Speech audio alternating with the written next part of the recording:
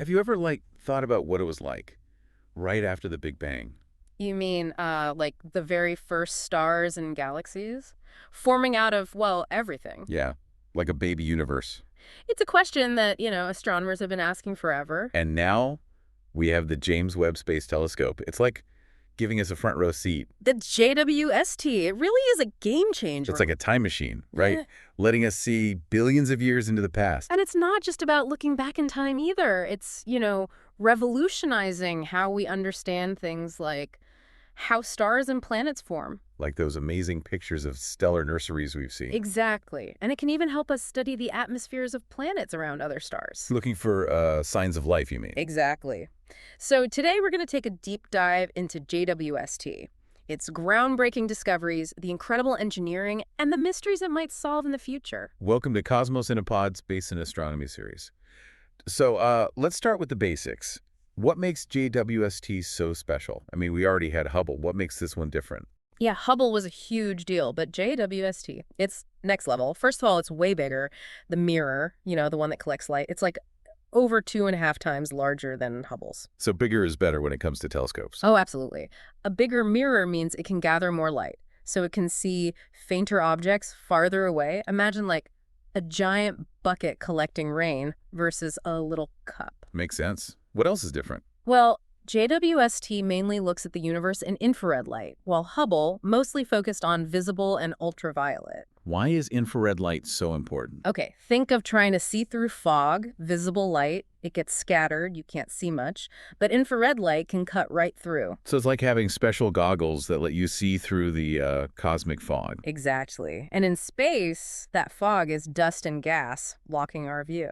But JWST sees right through it. That's incredible. So it's bigger, it has infrared vision. Anything else? Oh yeah, its location. It's not orbiting Earth like Hubble. It's about 1 million miles away at a place called the second Lagrange point, L2 for short. Yeah, there. Well, at L2, the gravity of the Earth and the Sun kind of balance out. Lets JWST stay in a stable orbit. And being so far from Earth means no interference from our planet's heat and light.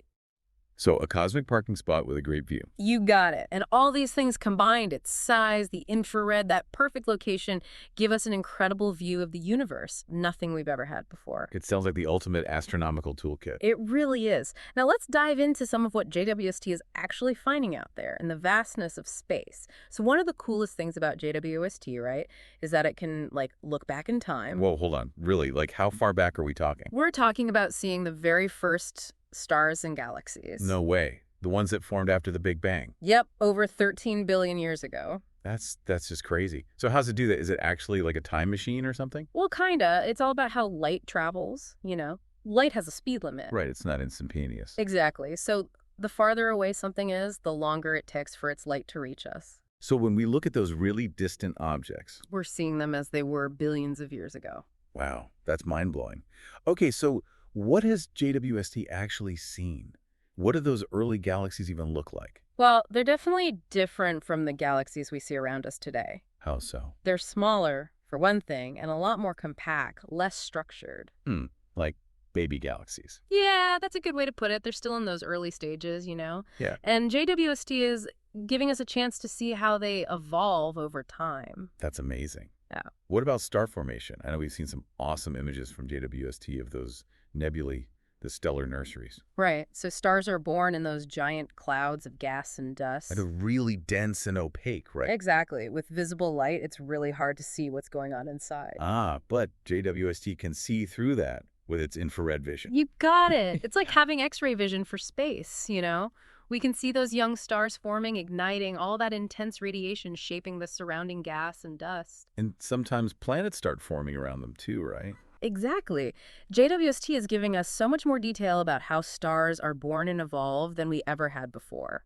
Incredible. So we've talked about the early universe, star formation. Yeah. What about planets? You mentioned earlier that JWST can study the atmospheres of planets orbiting other stars. Yeah, exoplanets. That's one of the most exciting areas of research with JWST. For sure. And how does it actually study those atmospheres? Well, it analyzes the light that passes through the exoplanet's atmosphere and looks for the fingerprints of different molecules. So like figuring out what the air is made of on a planet light years away. Yep. We can learn about the planet's temperature, its composition, and even look for signs of, Life. Exactly. So has it found any signs of life yet? Well, no definitive proof yet, but it has found some amazing things. Like what? Well, for example, it detected water vapor in the atmosphere of a gas giant called WSP 96b. Oh, water vapor. Isn't that like essential for life as we know it? It is, Yeah. and that's just one example. JWST is giving us so much information about these distant worlds. It's really opening up a whole new chapter in the search for life beyond Earth. It's amazing.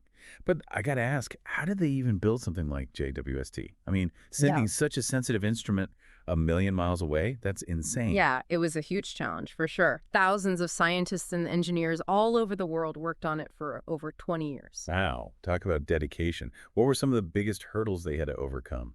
Well, for starters, JWST is massive. The main mirror is so big that it wouldn't fit in any rocket. So how did they get it into space? They had to design it to fold up, like origami. No way, seriously. Yeah. And then once it reached its destination, it had to unfold perfectly, all a million miles away from Earth. That's unbelievable. Talk about pressure. And what about keeping it safe from the sun? Well, that's where the sunshield comes in. It's huge, like the size of a tennis court. What does it do? It blocks the sunlight and heat, keeping the telescope's instruments super cold. Like a giant parasol in space. Exactly. And like everything else, that sunshield had to unfold perfectly, too. It was a nail-biter for the mission team, that's for sure. I bet. It's amazing that they pulled it off. But all that work, all that ingenuity, it must have cost a fortune. Yeah, it did. Billions of dollars, actually. And some people questioned whether it was worth it, you know? I can see why. But I guess it's like any scientific endeavor, right? The potential payoff could be huge. That's right. We could discover things that lead to new technologies, inspire future scientists, even change our understanding of our place in the universe. That's priceless, right? I agree.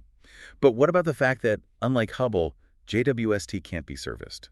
Doesn't that mean it has a limited lifespan? Well, yeah, it does. It's on its own out there at L2. So it's a ticking time bomb, basically. Well, not exactly. It was designed to last at least 10 years, and so far, so good. That's good to hear. So we have this incredible telescope giving us all this new knowledge, but it's only got a limited time to do it. What's next for JWST? What other mysteries might it solve in the years to come? Well, we talked about some of the big ones, right? Like how those first stars and galaxies formed and, looking for life on other planets. And it's already making some amazing discoveries. But what else is out there? What other mysteries could it help us solve? One area where JWST could really make a difference is in studying dark matter and dark energy. Dark matter and dark energy, those sound pretty intense. They are. They actually make up most of the universe, but we don't even know what they are yet. Wait, seriously, we can't even see them, right? Nope. They don't interact with light like regular matter, so they're invisible to us. But we know they're out there. We know they're there because of their gravity. We see how they affect things we can see, like galaxies or clusters of galaxies. So how can JWST study something invisible? It can observe how gravity bends light. It's called gravitational lensing. So like a cosmic magnifying glass. Exactly. By looking at those distorted images, astronomers can figure out where the dark matter is. Wow, that's wild. What about dark energy? What's that all about? Dark energy is even weirder. It seems to be making the expansion of the universe speed up. Whoa, so like everything is moving apart faster and faster. Yeah, that's the idea. And JWST can help us study that by looking at supernovae. Supernovae, you mean exploding stars? How do those help? Well, they're incredibly bright. And because they always explode with about the same brightness, we can use them to measure distances in space. And then by seeing how those distances change over time. We can see how the expansion of the universe has changed over billions of years. It gives us clues about what dark energy is and what it might do in the future. It's amazing that we can study these giant forces just by using a telescope. It really is. And JWST isn't working alone either. It's designed to work with other telescopes on Earth and in space. Right.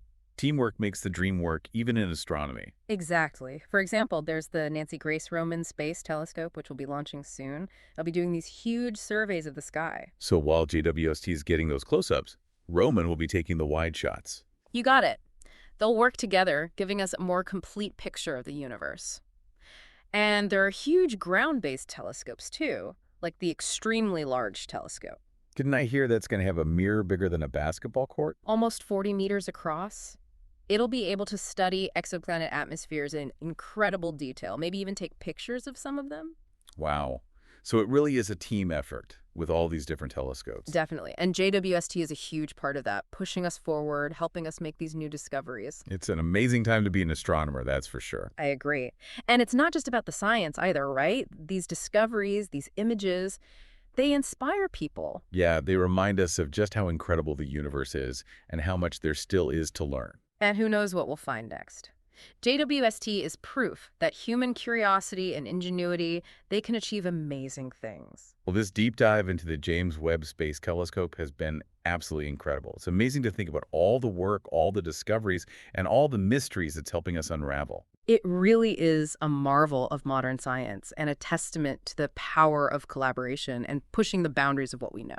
And if you want to keep exploring the wonders of the cosmos with us, be sure to follow and subscribe to Cosmos in a Pod and our YouTube channel. We've got so much more to uncover.